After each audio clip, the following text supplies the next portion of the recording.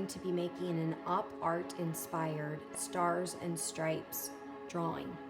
The first thing we're going to do is on the back side, put your name on the lower left and your class on the lower right. I'm going to teach you how to draw stars today using the corners of your paper to help you. So when you draw a star, first off, draw it lightly because we're going to be erasing some of these lines. But if you just start in the middle and you're trying to go towards the midway point at the top and just kind of sketch out a diagonal line. At that point, you would bring it right back to the opposite corner. Now you have to kind of pretend like there's a midway point over here, so you're going to cross your star over to that midway point of your paper, and then you're going to take that and go back straight across your paper, and the last thing we're going to do is go from here and connect it back to that line. Now we're going to go through and erase those lines.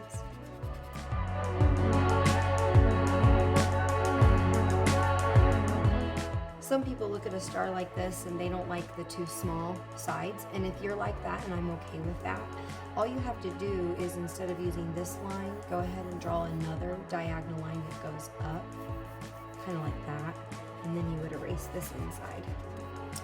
And that was a very quick way to draw a star in under 5 minutes. The second part of this drawing, we're going to be adding some stripes, and we want it to look like a waving flag. I would say a good number is 5 or 7. When you do your curved lines, you simply come down the paper a little bit and go almost like hills. But then once you do that pattern of striping, you want to try to mimic it the best way possible. So I left about an inch, I want to leave about an inch. Little hump, valley, valley, bigger hump, valley, valley, and you're just going to draw right over your star each time. Nice long straight line. So now this line looks very, very similar to the one I already drew.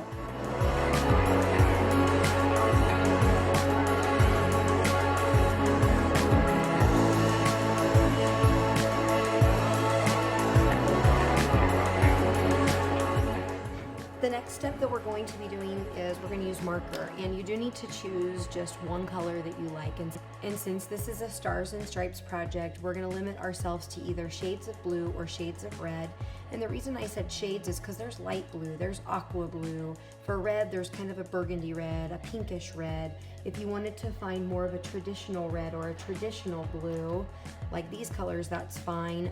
I would recommend using the thick markers though instead of the thin markers.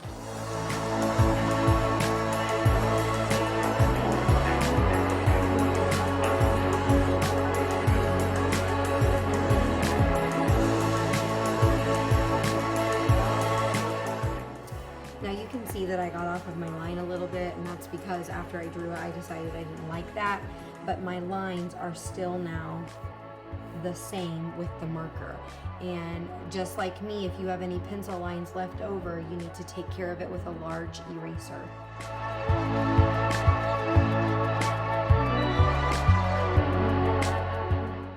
All of those eraser crumbs, you can kind of turn your paper like this and empty them into your table trash can. We're going to be using chalk for the next part of this process. And again, we're doing stars and stripes, so we want all shades of blue, all shades of red. There's dark blue, there's regular blue, there's aqua blue, sky blue, there's kind of a peachy pink, a hot pink, a reddish orange, a regular red, white, just white is what I have. So you're going to find all shades of the chalk, but we don't have to find all of them at first because we just need to start working with the reds.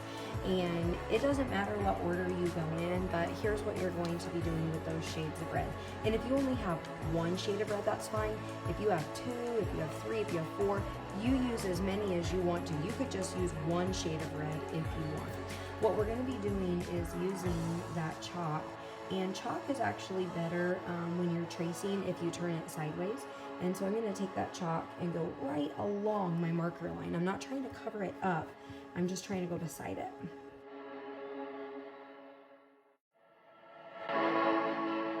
We don't want to color that in. What we want to do instead is use our finger and brush it.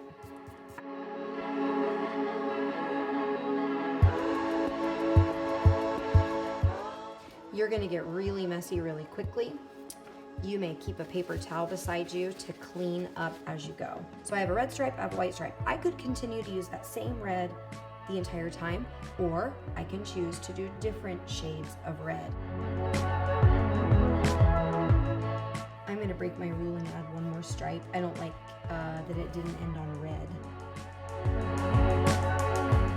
You're gonna get little thumbprints, that's okay. We're gonna take care of those at the very end. Now that we're done with the back stripes, the red and the white, we wanna go ahead and take care of our blue.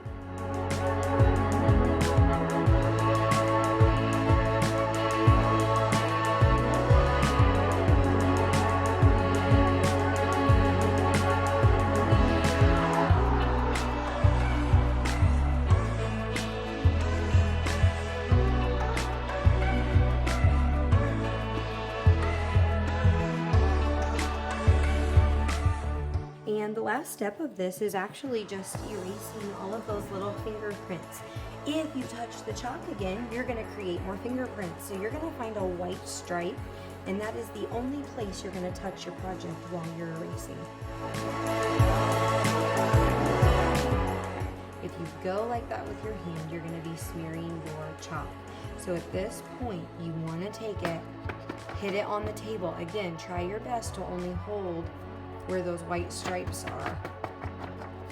If you still have eraser crumbs left, you have to take a finger to try to rub at them. You're going to be using a marker today to sign your name, and it still needs to be a shade of blue or red.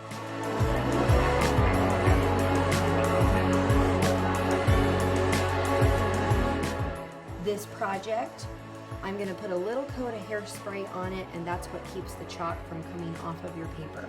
For now, we need to be very careful with them, and you're gonna put them on the drying rack. There is your finished Star and Stripes chalk drawing. Good job today, artists.